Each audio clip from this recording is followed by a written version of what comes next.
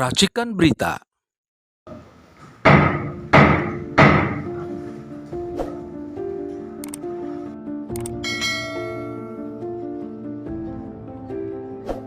Dan sesuai dengan laporan dari mediator kemarin, mediasi yang sudah dilaksanakan, musyawarah untuk mencapai mufakat undang-undangnya. Ya, sebelum putusan dijatuhkan, silakan kami berharap para pihak pembacaan surat putusan. Namun demikian, berdasarkan administrasi di perkara ini, waktu mediasi sudah selesai.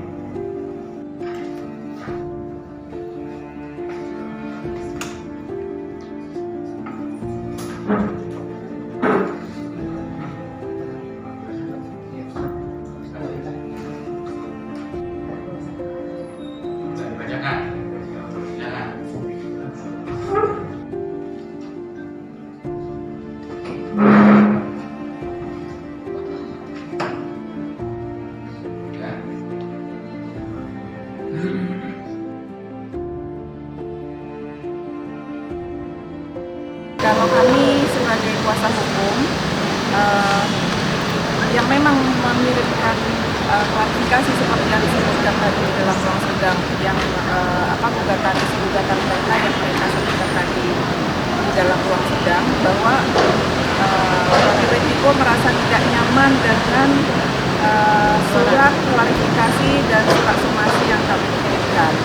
Nah, justru ini agak aneh menurut saya. Kenapa anehnya? Apakah surat klarifikasi atau somasi itu melanggar hukum?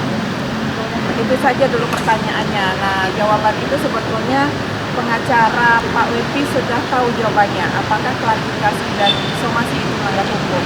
Kalau memang merasa bagaimana tidak merasa bersalah atau tidak merasa melakukan hal-hal yang disebutkan di dalam surat somasi dan klarifikasi, kan tinggal diklarifikasi, tinggal dijawab. Nah, ini tidak sinkronnya di situ, tapi tidak apa-apa. Tidak apa-apa, toh klien kami pun, keterangan dari klien kami bahwa memang anak yang dilahirkan oleh klien kami adalah anaknya Wetiko yang memang berhubungan dari 2014 sampai 2018 ya, tidak salah. Ya. Nah, jadi klien kami pun bersedia untuk tes DNA karena itu. Jadi agak lucu saja ya, saya nggak bisa berkata-kata lagi. Surat klarifikasi dan surat somasi dianggap itu suatu perbuatan melanggar hukum dari kuasa hukumnya. Nah, itu merupakan keanehan bagi saya. Mungkin itu perlu dipertanyakan lagi. Saya tidak bisa lagi untuk mengatakan bahwa seorang pengacara mengatakan surat klarifikasi kepada seseorang atau surat somasi kepada seseorang tanpa dijawab lalu mereka langsung mengajukan gugatan. Itu bagi saya ini sebuah lelucon yang sangat tidak lucu, lelucon yang sangat tidak lucu menurut saya. Baik, kami minta Wetiko dihadirkan karena di surat kuasa yang dia kuasakan, kuasa hukumnya tidak sesuai bentuk tanda tangannya dengan KTP yang kami dapatkan. Yang mana KTP itu adalah diberikan oleh Wetiko saat kelahiran anak tersebut di rumah sakit Pondok Indah. Nah, KTP itu yang dia serahkan sendiri kepada pihak rumah sakit, menyatakan kalau dia adalah penanggung jawab yang membayar rumah sakit juga dan menyatakan sebagai bapaknya. Nah, KTP itu sebagai yang dia serahkan ke pihak rumah sakit. Nah, KTP itu kenapa tidak sesuai tidak sesuai dengan surat kuasa yang ada di kuasa hukumnya. Kami hanya mempertanyakan itu saja. Kalau Pak Wempi mendengar kali ini, kalau memang Pak Wempi memang sebagai penggugat dan benar itu, tolonglah hadir gitu kan, jelaskan kenapa KTP-nya tanda tangannya berbeda dengan KTP dan surat kuasa yang dia berikan kepada kuasa hukumnya kan. Nah, jadi kami juga lebih lega kalau memang Pak Wempi mau menggugat pun nggak masalah.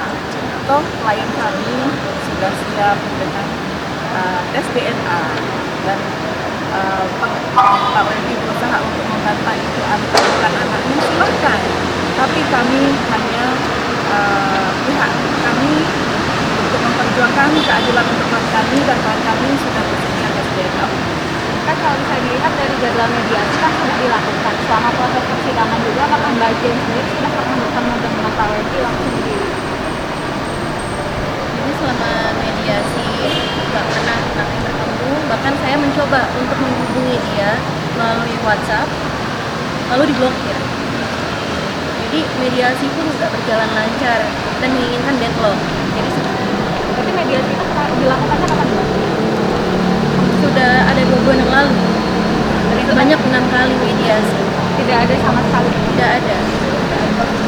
Padahal ini masalah, aku bilang lagi, ini sebenarnya masalah internal, masalah pribadi, antara pribadi. Nggak perlulah sejauh ini. Dan kita perlulah mediasi, tapi itu nggak pernah datang untuk mediasi. Saya mencoba untuk telepon, diblokir. Tadi barangkali sebagian dari Anda telah mendengarkan dan mengikuti persidangan ya. Nah, kami selaku kuasa hukum dari pembacaan gugatan tadi mengambil beberapa poin penting dari pembacaan gugatan tersebut ya. Mengapa kami minta dibacakan? Karena walaupun kami yang tergugat, kami ingin agar masyarakat mengetahui apa yang menjadi gugatan ya dari seorang yang merasa dirinya adalah korban. Padahal faktanya kalau dilihat, dia adalah orang yang di atas angin, laki-laki yang gagah perkasa, punya jabatan, mentereng ya, yang dengan jabatannya itu bisa sebenarnya terindikasi melakukan apapun juga ya.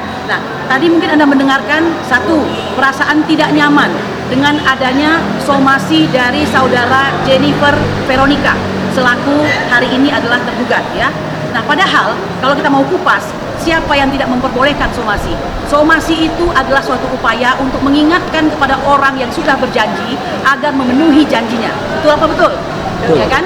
Nah, jadi kalau dia tidak lagi memenuhi janji atau tidak mengetahui kapan janji akan dipenuhi, makanya dilakukan somasi. Nah, yang tidak boleh itu menggugat sembarang orang. Jika Anda tidak mempunyai dalilnya, baik 1365 maupun 1243, yaitu wan prestasi atau onreh mata sedat, maka itu tidak boleh sembarangan. Nah, mereka menggugat dengan onreh mata sedat atau perbuatan melanggar hukum. Perbuatan melanggar hukum yang mana? Itu pertanyaannya, ya kan? Nah, jadi yang Ibu Nita permasalahkan tadi, you menggugat, berani muncullah begitu kan? Walaupun tadi hakim juga mengatakan hukum acaranya itu tidak mewajibkan mereka hadir karena sudah ada pengacara dari beliau begitu. Akan tetapi tentu Anda mengetahui ini perkara yang menarik perhatian masyarakat, ya kan? Apakah karena engkau adalah seorang pejabat, maka engkau dengan gampang menuduh orang, sementara orang tersebut tidak mempunyai cara untuk membela diri, begitu? Kan tidak boleh. Ini negara hukum, pasal 27 dan pasal 28D Undang-Undang Dasar 1945 menyatakan setiap orang bersamaan kedudukannya di dalam hukum dan diperlakukan secara sama pula di muka hukum. Saya kira semua orang setuju itu. Nah, oleh karenanya kami agak keras tadi meminta tolong hadirkan. Jangan cuma bisa menggugat tapi tidak tahu apa yang digugat. Atau kami masih berbaik sangka, jangan-jangan dia nggak tahu apa yang digugat karena bisikan-bisikan tadi begitu. Cuma kalau terlalu lama begini, agak sulit kami mempercayai tidak mengerti dengan gugatan. Seperti yang beliau sampaikan dalam poin lainnya ya. Anda tadi mendengarkan tidak mengerti apa yang digugat. Masa iya tidak mengerti dengan apa yang digugat? Tapi barangkali ingin mendenial atau mengelak atau tidak mengiyakan tentang adanya hubungan, nah itu lain soal begitu ya. Mungkin karena posisi sudah menjadi pejabat jadi agak malu barangkali untuk mengakui, itu lain soal. But kita sudah di pengadilan, maka keadilan itu harus tegak. Probitas justisia ya. Kalau kami mungkin dengan bantuan teman-teman media ini, semoga Pak Wendy mengetahui kalau memang kehadiran beliau sangat kami harapkan. Semoga dia lihat berita ini, dan kami berharap Pak Wendy sebagai pejabat publik, mengambil kebijakan publik ya, itu bisa hadir dan bisa mendengar hal ini, dan mungkin bisa menghubungi kami atau istilahnya datanglah ke pengadilan. Ini Pak Wempi sendiri tujuannya apa, berbeda tanda tangan KTP dengan surat kuasa yang diberikan kepada kuasa hukum. Apakah benar-benar Pak Wempi sendiri yang menggugat Jennifer atau tidak? Itu saja, kami hanya ingin membantu itu saja. Nah, kalau memang Pak Wempi benar menggugat Jennifer, silahkan muncul. Kami akan layani kok. Kami tidak takut untuk menggugat. Ya, jadi kami mohon kepada Pak Wempi sebagai pejabat publik, atau mungkin saya minta tolong kepada atasan beliau, ya, mohon maaf, ini mungkin kami pun akan membuat surat terbuka mungkin nanti kepada Bapak Presiden kita, Pak Jokowi, untuk bisa membantu hal ini. Karena kenapa Pak Wempi ini berbeda tanda tangannya di KTP dan di surat kuasa. Ini sebetulnya ada niat apa? Kami ingin tahu benarkah Pak Wempi yang menggugat atau tidak. Itu saja, kami menghadirkan Pak Wempi itu bukannya apa-apa gitu. Nah, jadi untuk membuktikan kata majelis tadi, kami harus membuktikan apa salahnya kami disuruh bekerja lagi untuk membuktikan tanda-tanda itu palsu atau tidaknya. Apa salahnya Pak Wempi hadir hanya sekejap saja membuktikan iya saya yang menggugat. Itu simpel sekali maksud saya seperti itu tadi. Makanya saya meminta kepada majelis untuk Pak Wempi-nya kami mohon untuk dihadirkan pengadilan, karena pengadilan lah yang punya kewenangan untuk menghadirkan beliau. Karena kami sudah berupaya mendatangi Kementerian Dalam Negeri juga untuk berusaha ketemu beliau, dan kami sudah berusaha untuk menelpon tapi tidak direspon. Bahkan telepon saya sendiri juga diblokir begitu. Hanya waktu itu saya memperkenalkan diri sebagai kuasa hukumnya tapi saya juga diblokir.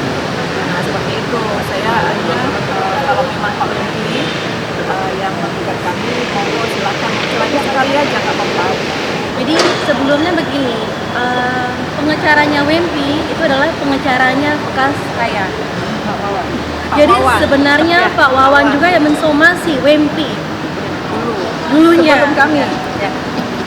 Bagus nih. Jadi setelah saya tahu itu 10 Februari 2022 Pak Wawan menjadi pengacaranya Wempi, sedangkan belum cabut kuasa dengan saya langsung berkata, apa-apaan ini? Lalu dia menyuruh saya, Jen kamu cabut ya. Saya cabut di 10 Juni ya Bu, di 28 Juni 2022 saya cabut. Wawan adalah pengacaranya Jennifer. Iya, dari 2019. Yang membuat somasi sebelumnya adalah Wawan. Iya, betul. Sekarang Wawan malah jadi pengacaranya Wempi.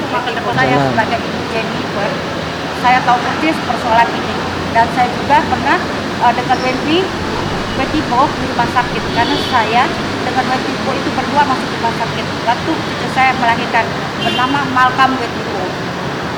Semua saya tahu semua persoalan ini gitu.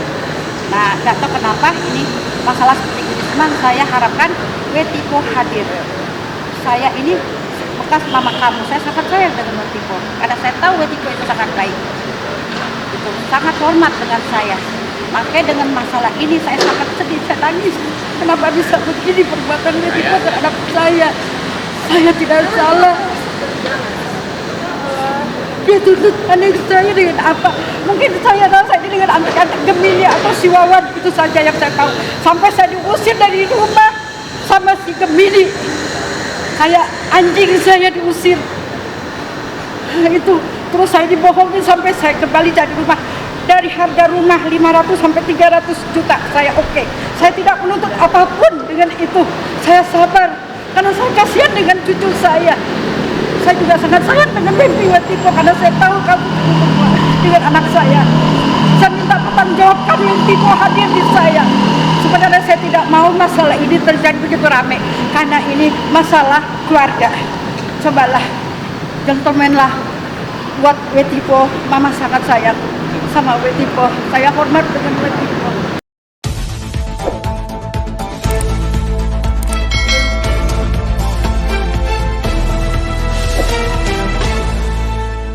Racikan Berita